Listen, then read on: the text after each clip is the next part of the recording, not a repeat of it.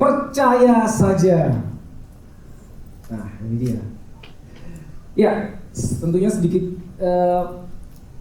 review karena saya harus review sedikit, lalu kita maju ke yang akan kita pelajari hari ini. Sekali lagi ini ada hubungannya dengan yang minggu lalu ya. Ya, ayatnya ada di Markus 5, saudara boleh ikuti kalau saudara mau buka Alkitab saudara. Ada di Markus 5 ayat 21 sampai 25 yang ini kita akan baca. Yes, ini dia.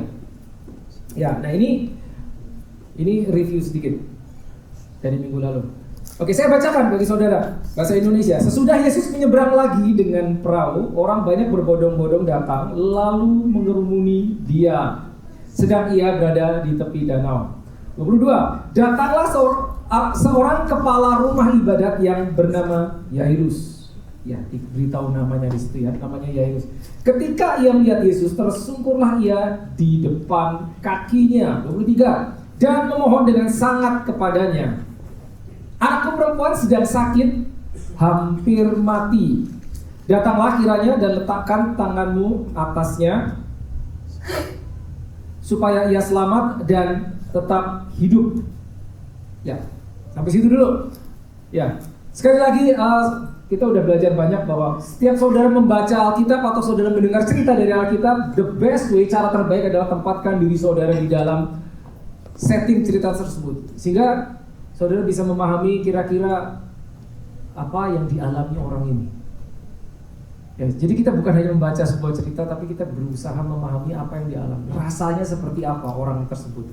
Dan setiap statement yang ada tertulis di Alkitab, saudara akan tahu itu yang ngomong siapa dan diarahkan kepada siapa. Dan ada siapa saja jenis orang yang pada saat itu ada di sana. Ya. Nah, ini dikatakan ada seorang kepala rumah ibadat, diberitahu namanya Yairus. Problem. Dia punya masalah, bukan masalah kecil. Masalahnya sangat serius. Karena dibilang apa? Ya, dia punya anaknya perempuan, umurnya juga 12 tahun anaknya. Ya, jadi udah lumayan besar, umur 12 tahun. Dan sakit apa tidak diberitahu, tapi yang jelas dibilang sakit dan hampir mati. Nah, ini menunjukkan bahwa masalahnya serius. Orang ini datang kepada Yesus dengan masalah yang sangat serius, satu. Yang kedua, dia tidak punya banyak waktu karena anaknya hampir mati. Belum hampir mati. Sedikit lagi, jadi sakitnya sangat parah, sakit keras katakanlah menurut si Yairus. Lalu dia datang kepada Yesus, tentunya minta tolong. Datanglah kepadaku ya, supaya ia selamat dan tetap hidup. Ya. Lalu 24 kita lihat apa yang dilakukan Yesus. Yesus setuju. Lalu pergilah Yesus dengan orang itu. Orang banyak berbondong-bondong mengikuti dia dan berdesak-desakan di dekatnya. Ya, kita memahami cerita, memahami story, dan kita akan belajar sesuatu yang luar biasa. Ya, lalu Yesus setuju, dia pergi. Ya, seorang kepala rumah ibadat, bukan orang biasa, dia punya kedudukan, orang penting mungkin. Kepala rumah ibadat itu sesuatu yang sangat penting zaman itu. Ya, mungkin kita bisa berpikir sebuah gereja katakanlah, tapi bukan cuma gereja, tapi itu seperti pusat community, ya kayak community center, rumah ibadat. Karena setiap orang mereka saat itu selalu berkumpul di dalam rumah ibadat, sinagog. Dan dia kepalanya, bukan orang biasa, berarti punya kedudukan, dia punya problem serius, anaknya sakit, hampir mati, dia datang kepada Yesus, minta tolong. Ya, bayangkan saudara. Bayangkannya gini, bayangkan saudara jadi Yairus. Kayak gitu bayanginnya. Gitu. Bayangkan seperti itu. Ya, dia datang kepada Yesus. Nah, kita tahu ceritanya dari minggu lalu, saya tidak akan review seluruhnya. Ya, Yesus sedang berjalan bersama Yairus ke rumahnya mau menyembuhkan anaknya. Tiba-tiba di tengah-tengah diinterupsi oleh seorang wanita yang sakitnya tidak kalah parah, juga sudah 12 tahun menderita sakit pendarahan. Ya, kalau saudara di sini minggu lalu saudara tahu ceritanya. Seorang wanita yang datang dari belakang menjamah jubahnya Yesus dan sembuh. Ya, itu lagi di tengah perjalanan. Ya. Sebelum saya lompat ke yang ini, Nah ini ayat 35, ya ini yang terakhir tadi. Yang terakhir ini, itu kan ayat 24. Ya. Lalu sesuatu terjadi karena diinterupsi oleh seorang wanita yang datang kepada Yesus. Dan yang kita pelajari adalah yang ini. Tapi sebelumnya sampai sini, saya mau saudara bayangkan begini. Saudara dalam situasi genting. Saudara datang kepada Yesus minta tolong. Yesus setuju datang ke rumah saudara. Tiba-tiba, ini genting saudara, karena anaknya hampir mati. Berarti apa? Buru-buru toh. Tiba-tiba datang, lagi jalan, mungkin setengah lari karena buru-buru, diinterupsi oleh wanita. Udah gitu Yesus berhenti pula. Ingat ya ceritanya? Rasanya gimana hatimu kalau engkau yang jadi Yairus? Protes, kesel, sebel, mau marah rasanya, betul gak? Mungkin, saya nggak tahu karena Alkitab nggak menjelaskan begini. Tapi gini, tempatkan diri saudara di posisi si Yairus. Anaknya umur 12 tahun, sakit keras hampir mati. Tiba-tiba ada seorang wanita yang sudah pendarahan 12 tahun juga menghentikan perjalanan mereka. Mungkin dia ngomong gini sama wanita, Bu, ini kita lagi buru-buru. Anak saya sebentar lagi bisa mati. Ibu kan udah 12 tahun sakit, tambah sehari kan gak masalah. Gak ada bedanya tuh, 12 tahun plus 1 hari. Tapi mungkin anak saya tidak punya waktu 1 hari. Tangkap saudara. Mungkin dia ngomong gitu sama si ibu-ibu, Bu, ntar dulu, ini giliran saya. This is my turn. Tuhan Yesus mau datang ke rumah saya, mau menolong. Ngantri Bu, sebentar ngantri. Saya dulu. Tangkap saudara. Habis itu silahkan, boleh ibu datang kepada Yesus. Tapi ceritanya gak gitu. Yesus berhenti. Dihentikan oleh seorang wanita yang sembuh. Dia udah sembuh. Yesus gak harus berhenti ya. Ingat ya minggu lalu, Yesus tidak harus berhenti. Udah gitu Yesus berhenti, ngobrol dulu pula. Ya Yesus diem aja. Tapi mungkin hatinya berdebar-debar. Aduh, gimana kalau gak sempat? Gimana kalau gak sempat? Anakku sakit keras. Itu. Plus seorang wanita yang menghentikan perjalanannya Yairus dan Yesus itu melanggar hukum, karena wanita itu tidak seharusnya berada di tengah-tengah orang banyak karena dia sakit. Ya, saudara ingat ya, dalam hukum saat itu sangat ketat. Seorang wanita yang menderita pendarahan, siapapun itu, tidak boleh berada di kerumunan karena dia akan dianggap dirinya najis, dianggap najis. Maksudnya begini, bahkan seorang yang sakit, kalau dia harus berada di dekat kerumunan, dia harus berteriak najis, najis. Jadi saya najis. Supaya apa? Supaya orang tidak ada yang menyentuhnya. Kalau orang yang menyentuh itu menjadi najis. Nah itu kondisinya, bayangkan. Hukumnya sangat ketat. Kalau ketahuan, dia bisa dilempari batu sampai mati. Ini wanita itu. Yairus kepala rumah ibadah. Ya. Dihentikan, orang penting dihentikan langkahnya oleh seorang yang tidak seharusnya ada di sana. Ibaratnya gilirannya dia menerima kesembuhan untuk anaknya diserobot. Kalau saudara jadi dia rasanya gimana? Diserobot tuh nggak pernah enak saudara. Pada saat kita tahu udah nunggu, ini berbondong-bondong orang, jadi orang banyak di situ. Yesus datang dalam perjalanan mau menolong kita, tiba-tiba dihentikan. Rasanya gimana? Diserobot gak pernah enak. Mungkin dia marah, dia kesel, dan seterusnya. Dia bisa memerintahkan orang-orang itu lempari wanita ini dengan batu karena dia tidak seharusnya ada di tengah-tengah. Bisa. Kita lompat ke ayat 35. Singkat cerita, kita tahu wanita itu sembuh, ya. Lalu udah sembuh, Yesus bercakap-cakap dengan wanita itu. Lalu habis itu mau melanjutkan perjalanannya ke rumah Yairus. Tapi, ya, ketika Yesus masih berbicara, belum selesai ngomongnya, lihat. Datanglah orang dari keluarga kepala rumah ibadah itu dan berkata, anakmu sudah mati. Apa perlunya lagi engkau menyusahkan guru? Dia punya problem satu. Problemnya apa? Anaknya umur 12 tahun, sakit, hampir mati. Ditambahi problemnya, anakmu sudah mati. Berarti apa? Telat udah. udah harapanmu hilang, terlambat. Mati udah mati. Udah, nggak usah nyusahin guru. Ibarat kata, udah Yesus nggak usah datang lagi ke rumah, udah telat, anakku udah mati. Dia bisa kesal dengan wanita itu, satu. Dia bisa kesal dengan Yesus, betul. Yesus, kenapa engkau harus berhenti? Ini bukankah ini giliranku? Tapi kenapa kau harus berhenti? Lihat, terlambat semuanya. Ini yang terjadi. Sekali lagi, kalau saudara jadi Jairus, secara normal, tadi marah, protes, kesal, tapi mungkin bukan cuma itu. Manusia normal akan berbuat apa? Somebody has to do. Harus ada yang disalahin, betul kan? Come on. Gara-gara kamu, anakku mati, betul kan? Kalau kamu tidak menghentikan Yesus, mungkin anakku masih hidup. Tapi karena di tengah-tengah kamu menghentikan perjalanan kami, maka terlambat. Seseorang harus disalahkan.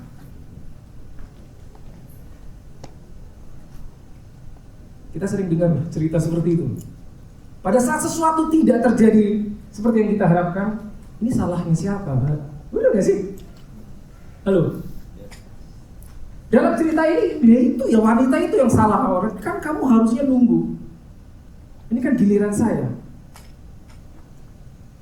Kamu nyelak, anakku mati. Itu. Kita belajar iman ya. Bentar. Apa yang dibuat Yesus? Lihat.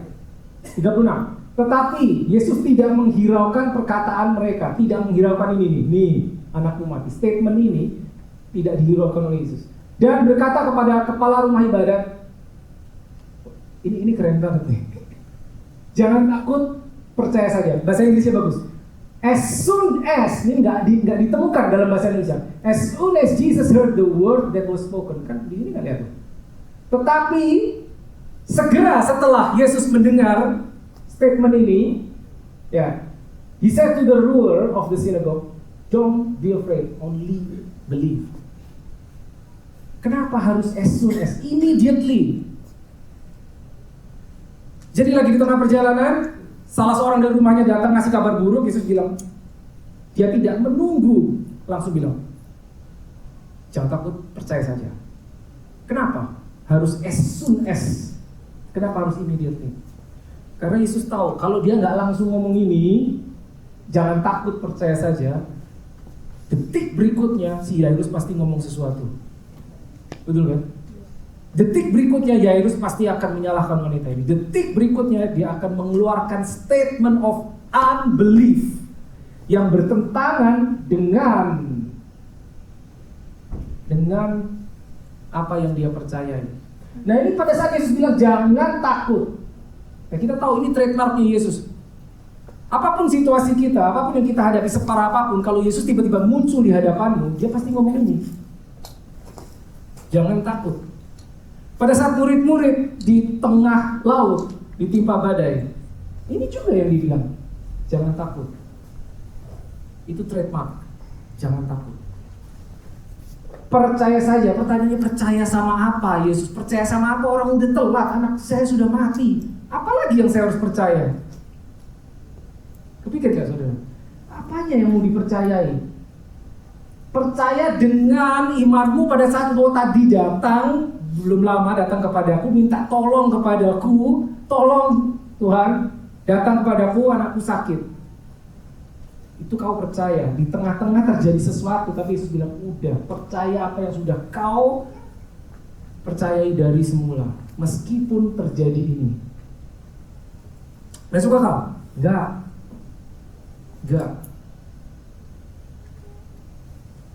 Percaya saja. In the split second, dalam waktu sekian detik saja, Yairus bisa mengeluarkan statement of unbelief. Maksudnya gini, udah Yesus udah telat, udah gak usah. Oke, thank you udah mau datang, tapi sudah terlambat. Atau dia bisa menyalahkan wanita itu. Tapi enggak, percaya saja. Untungnya,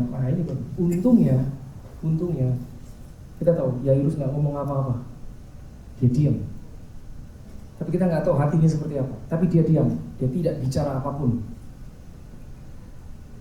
37.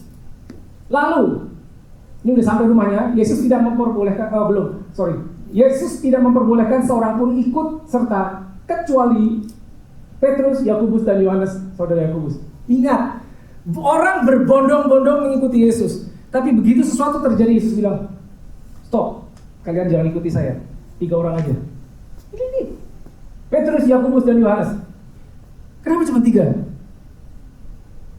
Ini mengajarkan kita apa? Lesson. Buat Yesus jumlah nggak penting. Buat Yesus jumlah nggak penting. Buat manusia penting. Pada saat kita di dalam situasi kita butuh pertolongan, kita akan cari sebanyak mungkin orang untuk menolong kita, betul?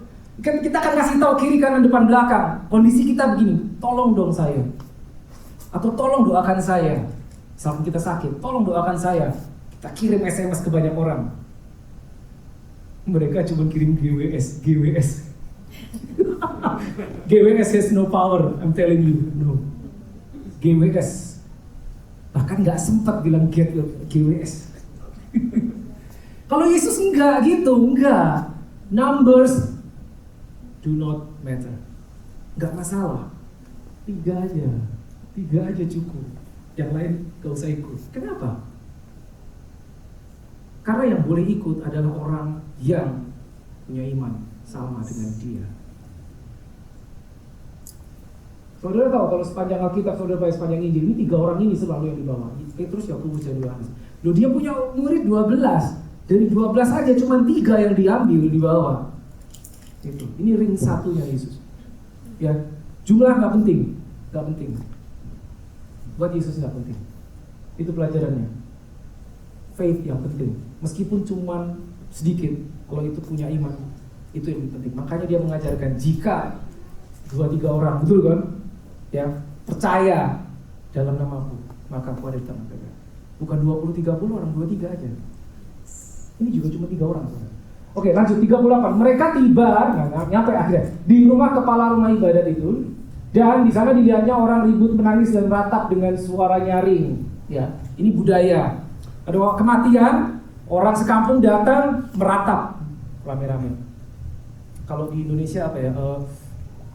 Tahlilan, tahu siapa yang pernah? Ya, itu umum di Indonesia.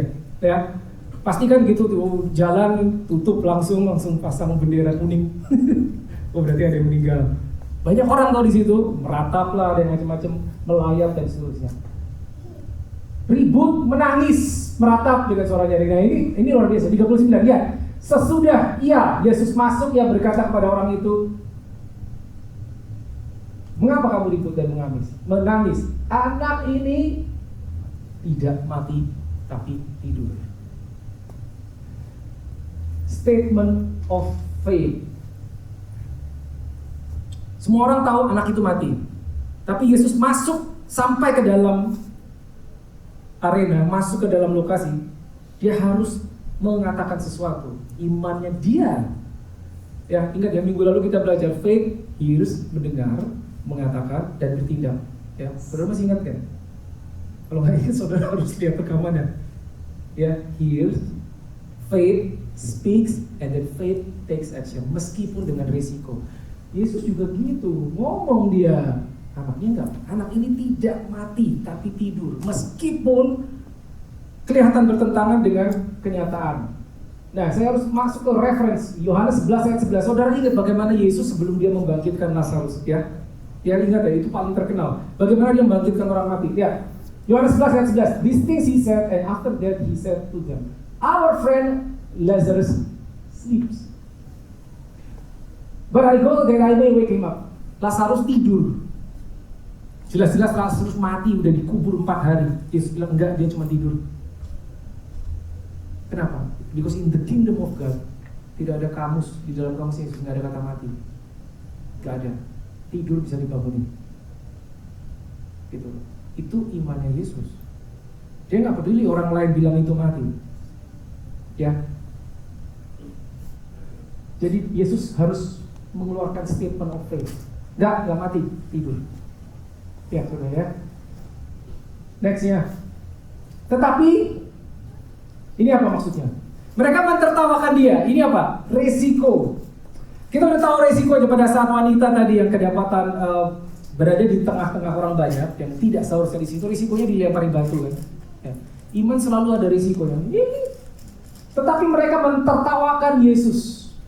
Maka ini I like this. Maka diisinya semua orang itu, lalu dibawanya ayah dan ibu anak itu dan mereka bersama dia masuk ke kamarnya. Diusirnya semua orang itu. Bayangkan, kalau saudara bayangin ceritanya, dia masuk ke rumah orang, di situ ada orang banyak lagi melayat. Keluar, semua keluar. Disuruh keluar sama dia. Dia nggak peduli. Numbers do not matter. Suruh keluar. Diketawain enggak, pergi keluar. Ya, diusir keluar. Saudara berada dengan 3 orang percaya dibandingkan saudara berada dengan 30 orang ragu. 3 orang lebih baik. 3 orang lebih baik. Gak masalah mau jumlahnya 30, 300. Tapi kalau isinya orang ragu, lebih baik saudara dengan 3 orang with faith. Anggap benar. Itu lesson. Dan Yesus tahu itu. Karena begitu kita berada di tengah sekian banyak orang yang no faith atau little faith, kita pernah belajar, maka itu akan mengkontaminasi yang punya iman. Gitu loh. Saudara ingat cerita waktu Musa mengirimkan 12 pengintai ke tanah Kanaan. Ya kan? Mereka kembali, 2 orang with faith, 10 orang no faith. 10 orang bilang kita nggak bisa masuk ke tanah itu, padahal Tuhan sudah janjikan. Cuma 2 orang yang dengan iman kita bisa merebut tanah itu. Tapi apa akibatnya? Ya, 2 lawan 10. Seluruh bangsa, jutaan orang terpengaruh oleh 10. Ini banyak orang tidak percaya. Maka Yesus cuma buat 3 orang aja. Ya, tadi di depan kita udah baca ya, berbondong-bondong orang gak usah ikut. 3 orang aja. Bahkan di cerita ini dari 12 murid Yesus cuma 3 yang diajak. Seketika itu juga 41. Lalu dipegangnya tangan anak itu, katanya talitakum, yang berarti hai anak, aku berkatamu bangunlah. Ya, it's a command. Oh sebentar, ada yang lupa. Nih, dibawanya ayah dan ibu. Ayahnya sama ibunya ikut masuk. Kenapa? Kalau saudara punya anak kecil, your faith sebagai orang tua itu berpengaruh untuk anakmu. Kalau saudara punya anak, ini anaknya umur 12, masih anak-anak. Jadi iman orang tuanya itulah yang diperhitungkan. Makanya ayah dan ibunya ikut diajak masuk. Ya. 41. Lalu dipegangnya tangan anak itu, katanya talitakum, yang berarti hai anak, aku berkata kepadamu bangunlah. Saudara ingat cerita waktu kita belajar yang seri iman juga, pada saat Yesus di tengah danau ada angin dan dia berkata, peace, be still, diam, tenanglah. Ya, ingat ya cerita itu? Saat itu tidak ada peace. Tidak ada, adanya angin badai. Tapi Yesus memanggil yang tidak ada supaya ada. Saat ini yang ada adalah death, kematian. Tapi yang dipanggil oleh Yesus kehidupan. Bangunlah. Kenapa? Karena Yesus ingin melihat anak itu bangun. Jadi yang diucapkan adalah something that he wants to see. Ini lesson penting sekali saudara. That's an action of faith. Apa yang sudah kita lihat itu bertentangan dengan hasil yang kita harapkan. Gak usah diomongin, kita udah tahu. Yang kita omongin, yang keluar dari mulut kita adalah sesuatu yang kita harapkan. Maka itu iman berkata, iman adalah dasar dari sesuatu yang kita harapkan dan bukti dari sesuatu yang belum kelihatan, belum kita lihat. Yang ingin kita lihat apa? Kehidupan, katakanlah kehidupan. Ini yang dilakukan Yesus. Pada saat di tengah badai, yang diinginkan adalah apa? Peace, be still. Itu yang diucapkan Yesus. Dia nggak bilang, anginnya gede banget. Nggak perlu, udah tahu anginnya gede. Dia nggak perlu tanya sama orang-orang, udah berapa lama anak ini mati. Nggak perlu tahu kenapa, sakit apa. Nggak perlu. Dia pengen lihat ini hidup, bangunlah. Kayak gitu. Alkitab mengajarkan kita, ya, Proverbs 18:21, Amsal 18:21, gak perlu dibuka tuh saudara, Alkitab sudah berbuka. Katakan apa? Hidup mati dikuasai lidah. Barang siapa suka mengemakannya akan memakan buahnya. Berarti apa? Ini lidah. Dan this is not the teaching actually, tapi saya sampaikan ini penting sekali. Lidah kita ini punya kemungkinan untuk melepaskan dua hal. Kalau nggak kehidupan, kematian. Udah, salah satu. Kehidupan apa kematian yang kita keluarkan dari ini. Yesus tidak akan pernah melepaskan kematian. Sesuatu yang berkonten, yang mengandung kehidupan. Yang dilepaskan adalah itu. Ya, itu penting sekali saudara. Oke, saya bercepat. Seketika itu juga, bukan perlahan-lahan, langsung. Seketika itu juga anak itu bangkit, berdiri dan berjalan. Sebab umurnya sudah 12 tahun. Nah, ini kita tahu anaknya umurnya 12 tahun juga. Si wanita yang menderita pendarahan 12 tahun juga. Semua orang yang hadir sangat takjub. Tadi ngetawain, sekarang takjub. Ini dia. Mereka percaya akhirnya setelah terjadi. Nah, very important lesson, faith of Jesus. Ya, kita tahu dari minggu lalu, ya, setiap saudara baca di Alkitab, ya, saya ulangi sedikit, paling tidak ada 4 jenis orang. Ya, 4 jenis orang. Dalam cerita ini ada 4 jenis orang. Jenis pertama, kategori pertama adalah the healer, orang yang menyembuhkan, yaitu Yesus. Kategori kedua adalah orang yang datang kepada Yesus mencari pertolongan, mencari kesembuhan, yaitu dan si wanita yang sakit. Kategori ketiga adalah the learners, orang yang belajar. Siapa itu? Murid-muridnya.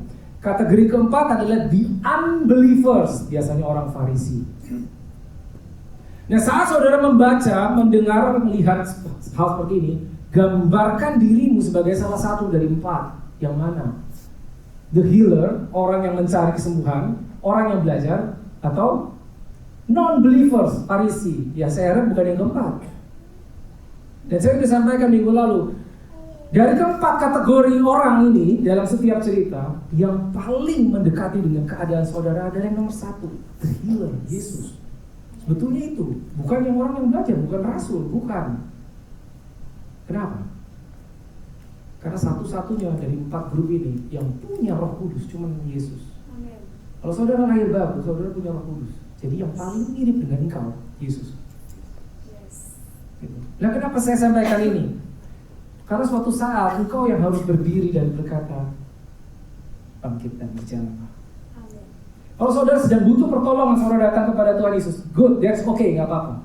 Tapi ada saatnya, suatu saat, engkau yang harus berkata kepada orang, engkau yang harus menumpangkan tanganmu kepada orang dan berkata, bangkit dan berjalan. Karena Roh Kudusnya ada di situ. Itu dia. Kita sudah belajar minggu lalu tentang iman si wanita tersebut yang disembuhkan dari sakit pendarahan. Hari ini kita belajar iman 2 orang lagi, Yairus dan Yesus. Apa imannya Yairus? Apa imannya dia? Saat dia diam. Loh, maksudnya apa? If you cannot say the word of God, better keep silent. Kalau mulut kita tidak bisa mengeluarkan kehidupan, mendingan kunci. Karena kalau ini nggak keluar kehidupan, biasanya yang keluar adalah kematian. Kalau ini tidak keluar statement of faith, pasti yang keluar adalah statement of unbelief. Karena apa yang kita lihat, apa yang kita dengar. Kalau kita tidak sanggup mengeluarkan statement of faith, karena hati kita merasanya nggak karu-karuan kondisinya, lebih baik seperti Yesus, diam. Kenapa? Karena kalau sampai ngomong sesuatu yang bertentangan yang sudah kita percayai, maka itu meng-cancel your miracle. That's dangerous. Itu bisa membatalkan mujizat yang on the way. Makanya pada saat on the way ke rumah, Yesus bilang, percaya saja, jangan takut. Dengan kata lain, kamu diam aja, udah, percaya sama aku. Kamu gak usah ngomong apa-apa. Don't say anything. Don't say anything. Hatimu mungkin gak karu-karuan karena merasa terlambat. hatimu mungkin mau menyalahkan orang lain karena gara-gara dia anakmu mati. But do not fear, only believe. Percaya aja. Itu imannya Yairus. Ya, happy ending, betul. Lalu imannya Yesus. Nah, banyak orang yang nggak tahu bahwa Yesus itu juga pakai iman. Jangan lupa saudara, Yesus melayani di atas muka bumi, dia berkapasitas sebagai the Son of Man, 100% manusia. Dia harus pakai iman juga, iya, karena dia manusia 100%. Meskipun dia 100% God, tapi dia 100% manusia. Dia punya iman juga. Yes. Rasul Paulus pernah menyatakan di Galatia 2:20 ini, saudara. I am crucified with Christ. Nevertheless, I live. Yet not I, but Christ live in me. And the life which I now live in the flesh, I live by, ini yang kuning, the faith of the Son of God. Nah ini King James. Kalau di New King James sedikit beda. Di New King James dikatakan the faith in the Son of God. Ini lebih akurat. The faith of the Son of God. Maksudnya apa? Faith-nya Yesus. Imannya Yesus. Bukan hanya iman di dalam Yesus, tapi imannya Yesus. Itu beda. Kita memang punya iman di dalam Yesus, tapi imannya si Yesus itu, faith of the Son of God. Gitu. Tahu dari mana? Yesus kan harus mengucapkan statement juga kan, statement yang dia percaya. Wah, mati. Yang dipercaya Yesus nggak mati, tidur. Makanya dia bilang anak ini nggak mati, anak ini cuma tidur. Dan dia memerintahkan sesuatu yang ingin dia lihat. Itu dia.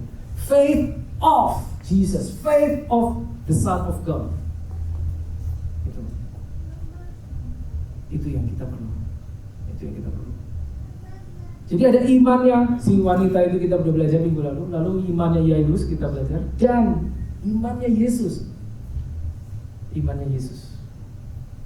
Gitu. Iman Yesus, dia nggak peduli.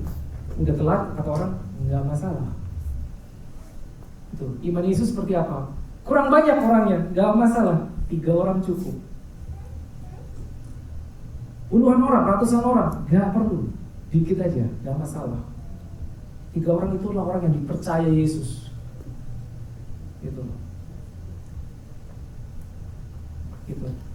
Ya, itu penting sekali. Now, I'm gonna close with this. Dimension of it. Saya nggak bawa ini ilustrasinya, tapi mungkin saudara mau mencatat ini. Paling tidak begini, ada 3 dimension of it. Nomor 1 adalah kita percaya, faith, kita percaya bahwa kita menerima atau kita bisa menerima. Itu nomor 1. Kita percaya kita bisa menerima dari Tuhan. Nomor 2, ini penting, karena the next step adalah kita percaya kita bisa melakukan sesuatu dengan yang sudah kita terima. Saya ulang. Percaya, nomor 1, faith yang pertama, the first dimension. Kita percaya kita menerima, atau kita bisa menerima. Sebetulnya sudah menerima, bukan hanya bisa menerima, tapi telah menerima. Diberikan sesuatu, diberikan kekuatan, diberikan iman. Saudara ingat ya, saudara itu punya iman. Kalau enggak, saudara enggak akan ada di tempat ini. Saudara jadi orang Kristen, itu berarti saudara punya iman. Karena saudara percaya dengan Yesus yang enggak kelihatan. Initial faith. Ya, itu. Ya, percaya bisa menerima. Lalu yang kedua ini lebih tinggi, katakan levelnya adalah percaya saudara bisa melakukan sesuatu dengan imanmu. You can stand with your faith yang Tuhan sudah berikan. Ya, seperti minggu lalu itu yang kita pelajari. Wanita itu datang kepada Yesus dengan imannya. Maka wanita itu setelah sembuh Yesus bilang kan, ya, your faith has made you well. Ya kan? Dinyatakan oleh Yesus, itu iman kamu yang membuat. Tapi yang 3, yang nomor 3, this is amazing. Ya, yang pertama, yang kedua, lalu yang ketiga adalah percaya jika pada saat engkau menggunakan imanmu, tapi engkau belum melihat hasilnya. Saya ulang. Yang pertama adalah percaya kita menerima iman. Yang kedua, kita bisa bertindak dengan iman kita. Tapi yang nomor 3, ya, pada saat kita mengaktifkan iman kita, tapi kita belum melihat hasilnya, apakah kita masih bisa percaya dengan Tuhan? Itu yang nomor 3. Dengan kata lain, ilustrasi. Saudara tahu Yesus pernah mengajarkan, jika di depanmu ada gunung, apa yang diajarkan Yesus?